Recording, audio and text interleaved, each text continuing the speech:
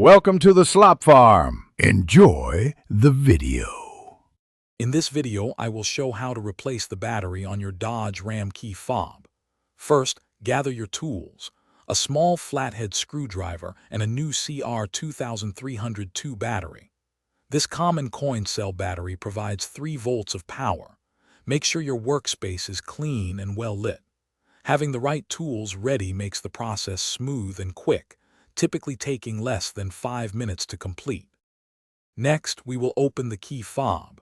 Look for a small slot, usually on the side or bottom edge of the casing. Insert the tip of your small flathead screwdriver into this slot. With a gentle twisting motion, carefully pry the 2 halves of the key fob apart. Be patient and avoid excessive force to prevent damaging the plastic casing or internal components. Now it is time to replace the battery. Before removing the old one, take a moment to note its orientation, specifically which side is facing up. Gently pop out the old CR2302 battery.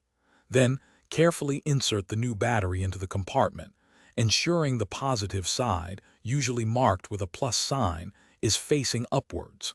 This ensures proper electrical contact. Finally, let's reassemble and test your key fob. Carefully align the 2 halves of the casing and press them firmly together until you hear a distinct click.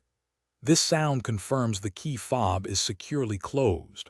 Once reassembled, test all the buttons, such as lock, unlock, and panic, to ensure everything is working correctly. Your key fob should now function perfectly. Thanks for watching. Consider subscribing if we helped you today.